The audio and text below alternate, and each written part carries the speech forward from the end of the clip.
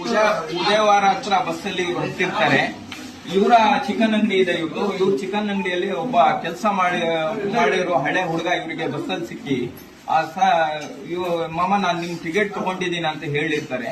ಇವರ ಟಿಕೆಟ್ ತಗೊಂಡಿದ್ದಾರೆ ಅಂತ ಇವರು ಮುಂದೆ ಕೂತಿರ್ತಾರೆ. ಆ ಹುಡುಗ 2-3 ಸೀಟು ಹಿಂದೆ ಕೂತಿರ್ತಾನೆ.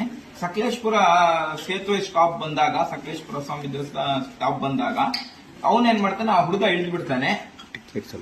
ಟಿಕೆಟ್ ಸಮೇತ ಅವನು ಇಳಿದು ಬಿಡ್ತಾನೆ.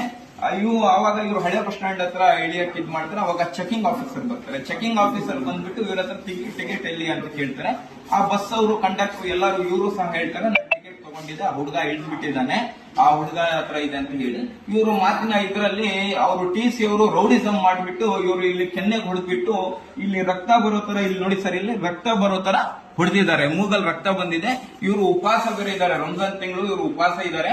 ಈ ರೌಡಿಸಂ ಮಾಡೋ ಅಧಿಕಾರ ಅವರಿಗೆ ಸರ್ಕಾರ ಕೊಟ್ಟಿದ್ಯಾ ಇಲ್ಲ KSRTC ಡಿಪಾರ್ಟ್ಮೆಂಟ್ ಯಾರು ಕೊಟ್ಟಿದ್ದಾರೆ ಇವರಿಗೆ ಅಧಿಕಾರ?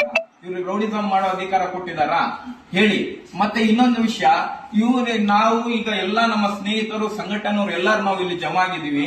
ಇದು ಏನು FIR ಆಗಿಲ್ಲ ಅಂದ್ರೆ ಆ ವ್ಯಕ್ತಿಗೆ ವಜಾ ಮಾಡಬೇಕು. ನಾವು ಸರ್ಕಾರದಿಂದ ಅವ್ರ ಕೆಲಸದಿಂದಾನೇ ವಜಾ ಮಾಡಬೇಕು. ವಜಾ ಮಾಡಿಲ್ಲ ಅಂದ್ರೆ ನಾವು ಡಿಪೋ ಹತ್ರ ಹೋಗಿ ಪ್ರತಿಭಟನೆ ಮಾಡ್ತೀವಿ. ಇಲ್ಲ ಅಂದ್ರೆ ಮುಂದಿನ ದಿನಗಳಲ್ಲಿ ಇದಕ್ಕಿಂತ ಮೇಲೆ ನಾವು ಪ್ರತಿಭಟನೆ ಮಾಡ್ತೀವಿ.